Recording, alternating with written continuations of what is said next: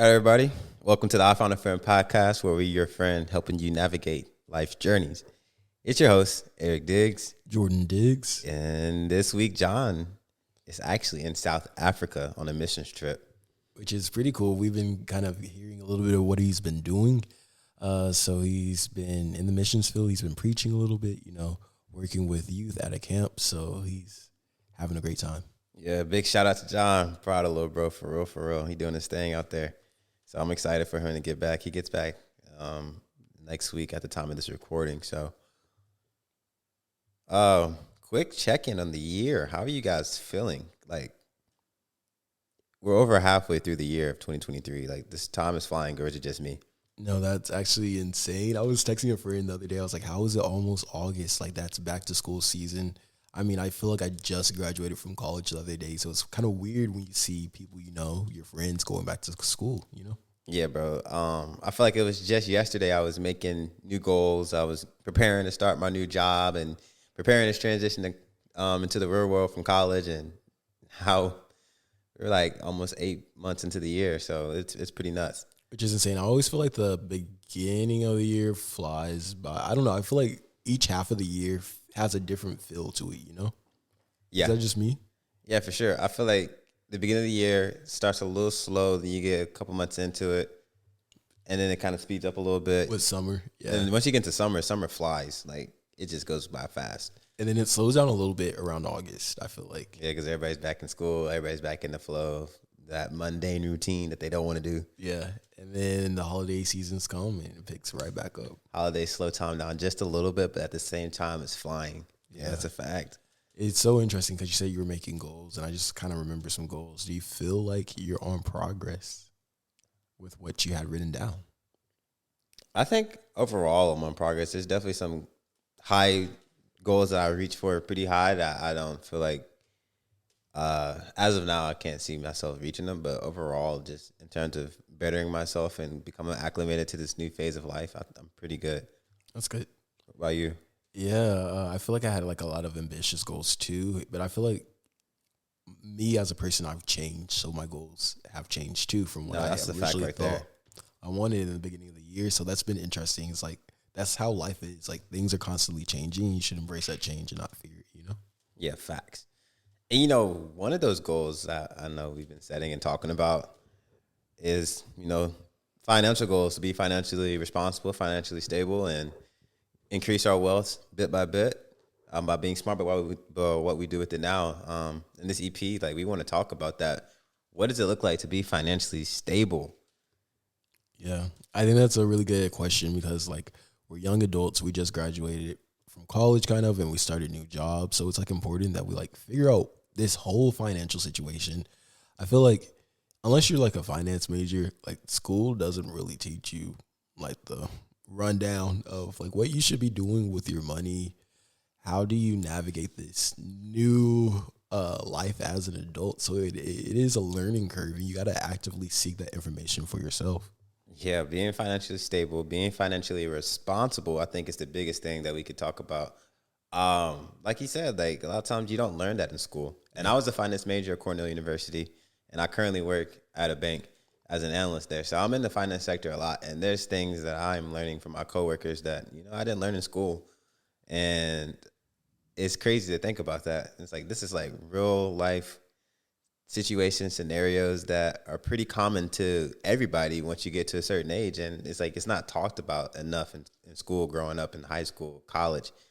But that's why we want to talk about it on here a little bit, just to give you guys some insights, just to make you guys more aware about your financial decisions and the impacts they have down the line. A lot of times for people our age, in the early 20s, fresh out of school or around that time, a lot of times people are trying to keep up with the Joneses. I think that's huge because like we have social media, so it's like easy to flex. And if you don't know what keeping up with the Joneses is, it basically means like the Joneses are people you aspire to be like. They got the cars, they got the money, they got the fame, they got the wealth. You want to be like them, so you want to buy that car to flex on your friends. Like, yeah, I just bought this new Lamborghini. I don't know. Or I got these new Jordans, but it's like, do you have the finances to really support the lifestyle that you're portraying on social media? That's the question. And are you aware of the type of lifestyle that you want to live? I think that's the first step to being financially responsible and building towards financial stability is knowing where do you want to be in life financially. So setting goals. I think for me right now in the short term, I know that I want to, pay off my car. I'm preparing to get a house, and then I want to have just a little money on the side to take care of myself, and then go out on dates with my girl, and so you need to make goals for that. You need to be aware of that because you got to know how much it's going to cost me.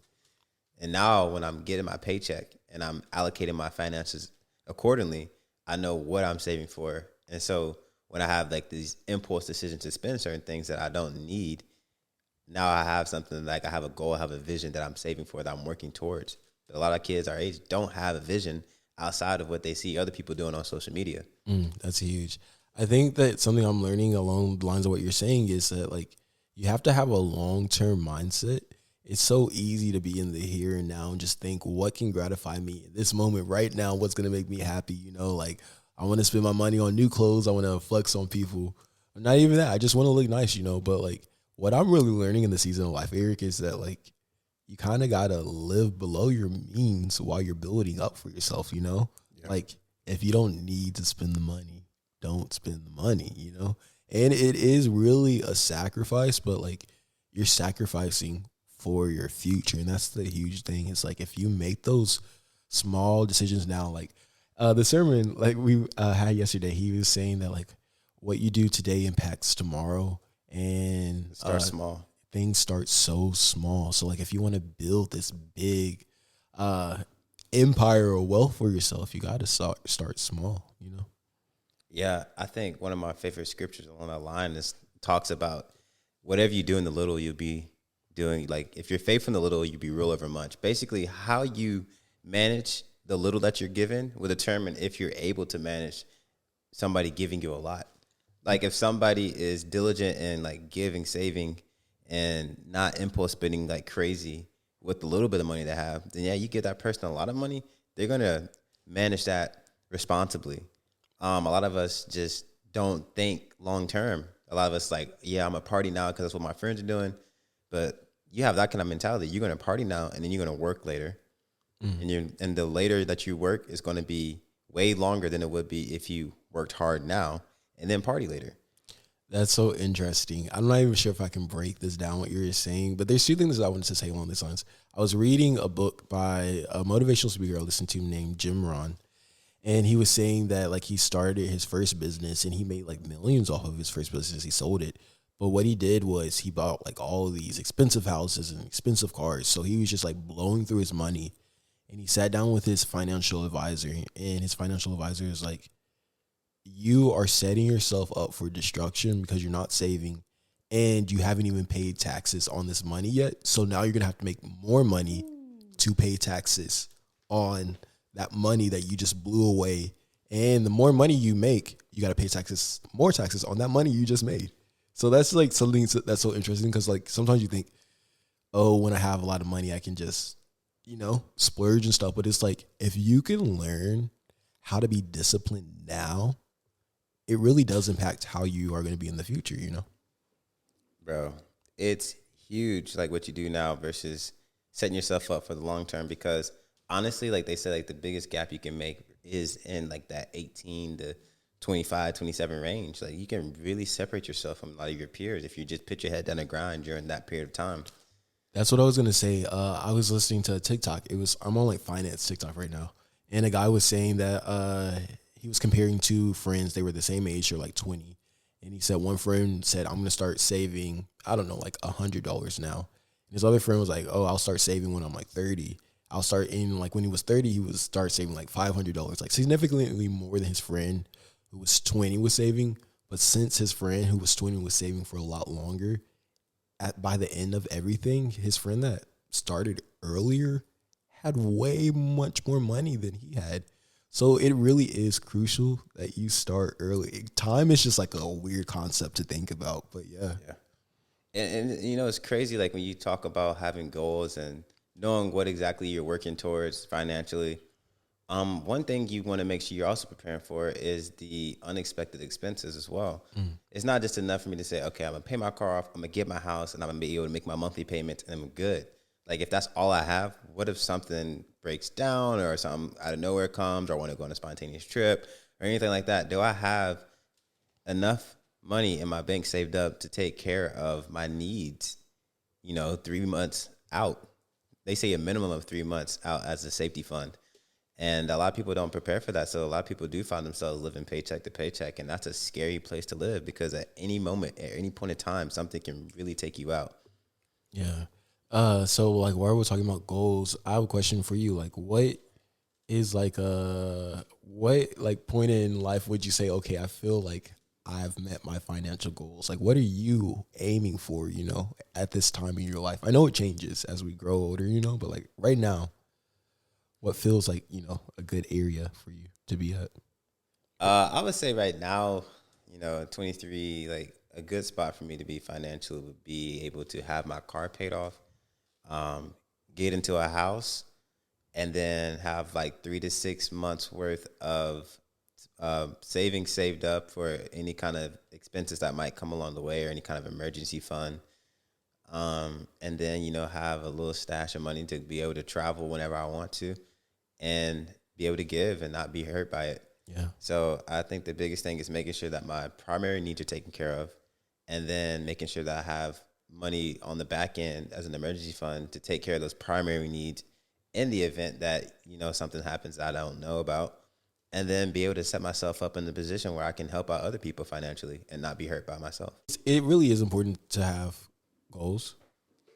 I think another thing too is that, speaking of goals, like you said, it is important to have goals. My bad for cutting you off. But what are you budgeting for? Because like going back to like what I was saying, like to get to these financial goals that I have, takes budgeting to do that. You need to put yourself on a budget. Like I'm only spending this much this month. I'm saving this percentage of my paycheck that comes in. I'm even giving this percentage of my paycheck that comes in. I think it's important that we give. Find something in somewhere or some place or some cause to give to monthly. Why? Because one thing you don't want is money to have your heart. And when you give, you can feel it inside you. Like it's like a part of you goes away. But the more you do it, the easier it becomes. A lot of times, like once that money doesn't have your heart, now you know you're in a good place. Because a lot of times money have people's heart, and you'll find yourself doing anything and everything to get that money or to hold on to that money. That's good. We're having a little bit of camera issues right now, so we're gonna get this figured out for you guys. But I'm sure you can hear my voice, maybe not see my face right now. But I love that, like budgeting. That's something that I'm learning. As I said, I just graduated college, so all of this finance stuff is really new to me. But like I am learning. Okay, like once I get my paycheck in the mail, I need to start saving because like I have like goals and things that I want to work towards, like I want to be able to like start paying for my first car and like eventually move out of my parents' house. So yeah, it really is about budgeting and being financially smart. But I asked you like what goals you have, and I guess like I could kind of speak along the lines of like what goals I have, and I would say like I'm really realizing that I want that like time flexibility. And I've been learning that like that comes with having a source of income that is passive, that is making money without you having to do anything. So I'm trying to figure out and like I'm learning, okay, how does that look in my life? How can I make passive income so that, like I don't necessarily have to work to pay the bills? Right. That's a good one because if you're always trading your time for dollars, there's only so much you can do, and there's going to be a cap on how much you can make. And like Jordan said, like everybody's goal in life is to be financially free to the point where they have their time, because one thing you can't get back is time. I don't care how much money you're able to make. If I have to use my time to do that, if I have to work a 9 to 5 to do that, I can't get that time back. So setting yourself up outside of your job, like to have a side hustle. Don't think your job is the end all be all. You have dreams, goals, gifts, desires inside of you that go outside of your typical 9 to 5. Pour into yourself, invest in yourself first.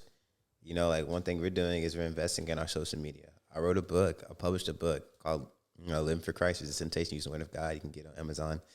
and my website, ericdiggs.com. But anyways, like finding new avenues to increase passive income, because, you know, you put this video out, you put the content out, you get a different product and put it on the market. I don't have to use my time to make money off of that. I put it out there, you promote it here and there, and people go and buy it whenever. I can make money off of that even while I'm sleeping.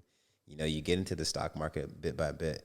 Now you have passive income come in different ways. So it is important that you don't just get caught up in just trying to work for money, because there's only so much you can do, because time is limited, and two, you can't get time back. Yeah, I love that. A conversation I had with a friend the other day is like that anyone can provide value to this world, and that's the number one way you make money, is providing some sort of value to this world. And like, we all are experts in something. We all have something to give. So it really is about like us sitting down and thinking, okay, like, what am I truly passionate about? And that's another thing that I'm a huge advocate of, is just like, make money for doing things that you're passionate about, because that then work doesn't feel like work, you know? So like figuring out those areas that like you're good at, that you're passionate at, that you're naturally gifted in, and like figuring out how you can make money. But with that said, I kind of want to shift the conversation to just like our like own personal lives, because I kind of want you to tell a story, because like with finances, like with anything in life, like sometimes you fail, sometimes you make mistakes. And you were saying you invest in the stock market. So take us back to Eric in college investing in the stock market. That's so crazy. I remember this time I was, what was it, junior year? Yeah. Yeah, this is a crazy story, but this was around the time COVID happened, and the markets were crazy. I mean, like, everybody was getting rich off the stock market, and you could do pretty much invest in anything, and it was pretty much going up. But you needed to have certain disciplines in order to really capitalize on it. And it was my first time really getting in the stock market, and I was doing well starting out. But, you know, you start seeing like, oh, I can make this much money, I can do this, so let me start taking more money and throwing it in there. And you're not realizing that you don't have the patience. You don't really know why you're investing in certain things. You might be doing certain research on the side, but, you know, your friends are influencing you to do it a certain way, and you might have certain disciplines about how much you want to invest in, and then you don't do that. And so I wasn't as disciplined in that area. As I started making more, I started throwing more in, and then getting into options trading, which is way different than just typical stock market, like just typical stock trading. And then the market ended up flipping in certain ways, because, you know, the regular person was making money, and the SEC was, you know, making it where you couldn't trade on certain stocks at certain times, which is illegal. But what can you do about it? Like, I remember like GameStop, like I was going to the moon because of the short squeeze that was happening, and that was being triggered by a lot of young people. And then the SEC shut it down to where you couldn't trade that stock, which allowed a lot of the big hedge funds to get in and sell their stocks really quickly so that they wouldn't lose all their money. But again, for me, it was about discipline and patience and knowing how to do my own research and things like that. So yeah, I lost a lot of money from that because of that in that instance. And that made me understand that you can't be money hungry trying to make money. That's why I say you need to learn how to give, because you don't want money to have your heart, because you'll find yourself doing anything and everything to make more and more money. And then you'll find yourself compromising your values, compromising your disciplines, compromising your standards you set, compromising the boundaries you set for yourself. And you won't even be able to see yourself while you're in the moment doing that. You'll be blinded to that. Remember this, like, it's not about how much money you can make. It's about how much money you can keep. I'm making six figures right now, and if I'm spending $80,000, then it's no different than if I'm making $40,000. You know what I'm saying? Like, the person that's making six figures and spending $80,000 typically is only bringing home $20,000. But if I'm making $40,000 and I'm only spending $10,000, then I'm breaking $30,000. So I'm making more than the person making six figures, right? So are you going to be financially responsible? Yeah, I love that. And the reason why I asked Eric to share that story was not to throw him under the bus or anything, but just to show, like, with money, there's like a lot of things to learn, and it's okay if you make mistakes, but what matters most is if you get back up again, you know, and if you go out and like search that knowledge for yourself. I always say, like, that's the number one tip that I'm like doing myself right now, is like looking for knowledge. I love Eric, like watching him, because he's surrounded by so many people who are like, you know, way ahead in their finances and like are very wealthy people. And what he is, he's a sponge, you know. So like, if you don't know much about money, or you're not surrounded by people who are necessarily wealthy in your life, a good way to do that is just to like try to talk to someone who is where you would want to be one day. One of my favorite YouTubers, his name is Jordan, but he makes finance YouTube videos. And what he does is he goes up to people who are millionaires and he asks them, how did they make their money? Simple question. And then they just like start pouring into him, telling him, and then he like gives his audience the advice that they give. But like, that's one way that, you know, you could be proactive in your finance journey. And I think that's the key word there is like, you have to be proactive in your financial journey. You can't just sit around. You have to pretty much know what you want to do so that you can start working towards that goals, as we were saying now. Yeah, another thing is too, like going back to my story, like thankfully I was in college. So like in college you can take risks and you can learn and it's not really as detrimental. But if I made that mistake in the real world, I would have been down bad and I would have real life repercussions. You know, in college at least you know you got another refund check coming and you really don't got as much responsibilities and stuff like that. So it's not as terrible, but you know, in the real world, once you graduate, you make the wrong decisions. You don't have discipline in your finances, and it'll make you good and bad debt. You'll ruin your credit score. You won't be able to get anything. You will put yourself down before you even get up.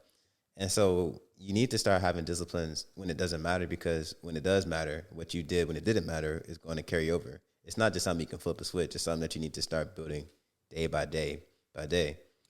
Oh, yeah, I love that. So what are some like tips for someone who's just starting out on their finance journey? What are some tips that you have for them? I'll say number one, save more than you think you need. I think one of the easiest things to do as a young person is be like I said, in college, I didn't have much responsibility. I don't need that money.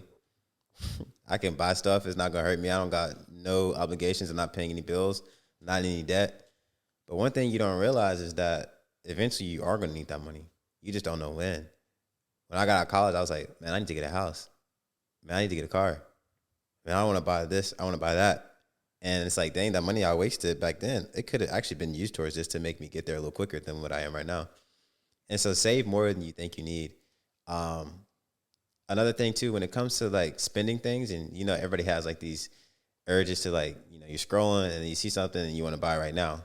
When you get that urge to spend something, wait a day or two and then go back. And if you still want it, then get it. A lot of times when you do that, you have impulse spending urges. You wait a day or two, you really don't even want it that bad anymore, and you end up not getting it. And that'll help you save a lot of money right there in a practical way. And like I said earlier, number three, find something to give into, pour into. Like for me personally, like I give to my church. I also give to other people who are ministering and in the ministry as well, like that. I just want to find a fund or a cause to give to, because it just feels so good to give to somebody else and to impact somebody else's life. But it's also good for yourself personally because, again, money doesn't have my heart. And when you give, you can get more in return. Yeah, I love that. Something that I've been learning recently is just, one, invest your money. Invest your money into something that's an asset for you, you know, something that is not taking away money from you. Can you kind of explain this? You would explain assets versus liabilities better than I can. Yeah, an asset is just anything that you have that actually makes you money.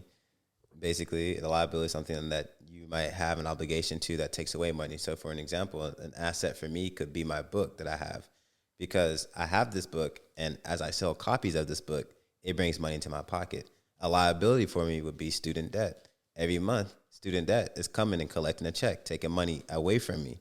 And so you want to invest in assets. So, you know, if you're buying clothes and shoes and expenses, it's not able to make you any more money like that. Like if you're just wasting money on food and stuff like that, just impulse purchases, that's not bringing any value into your life. You know, another type of asset you can invest in, the biggest one is yourself.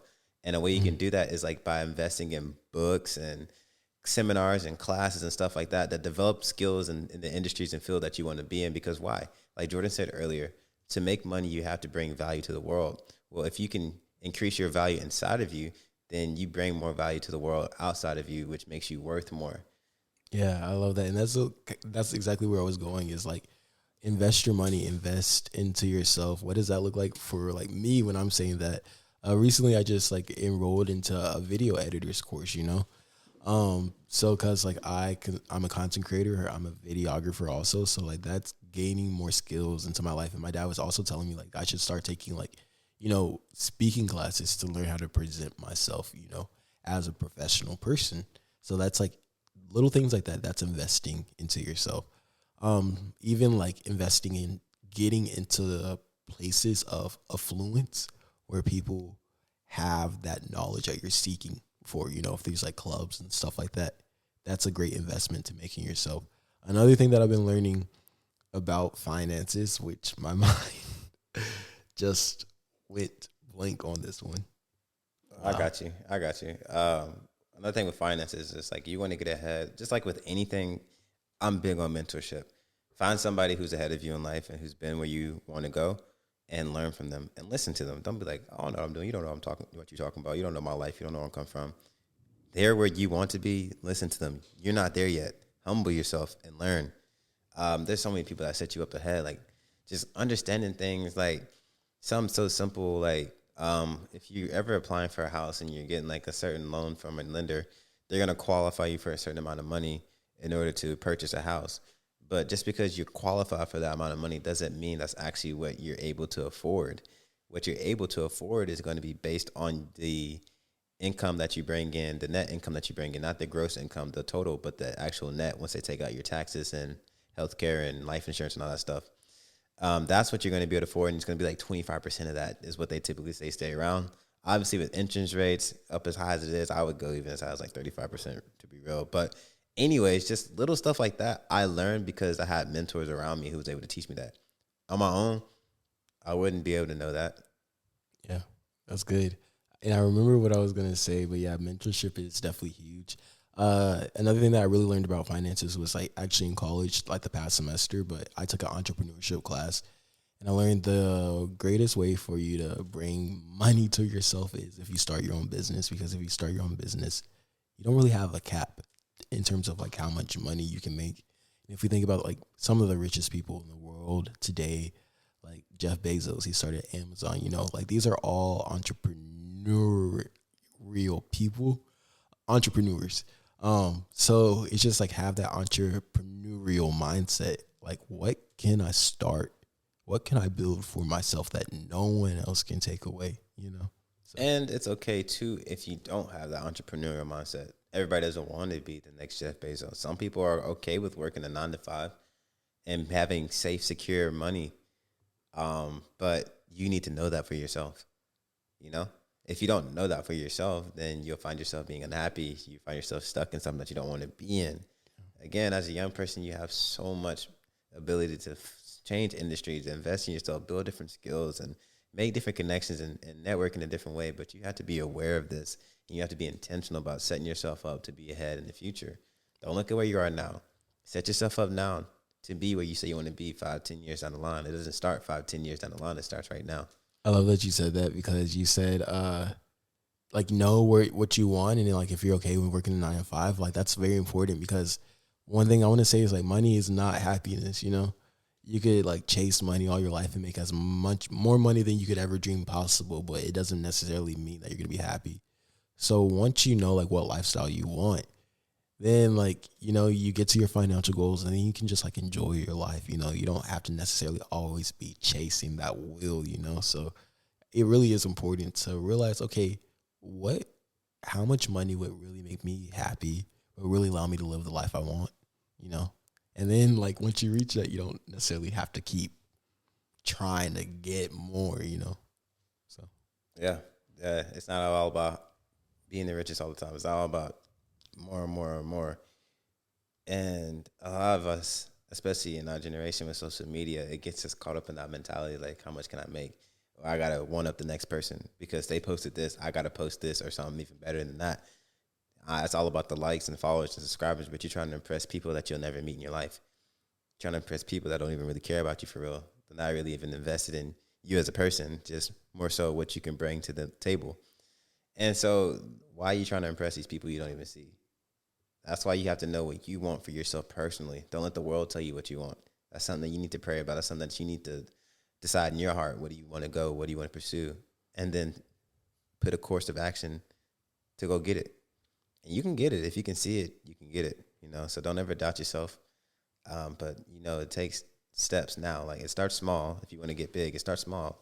Be diligent and responsible with the little that you have, and you'll be diligent and responsible when you have a lot. And if you are diligent in the little, it'll increase. But if you're not diligent in the little, you'll always stay down at the bottom. That's good. You said if you can see, like if you see it, you can get it, and I love that mindset.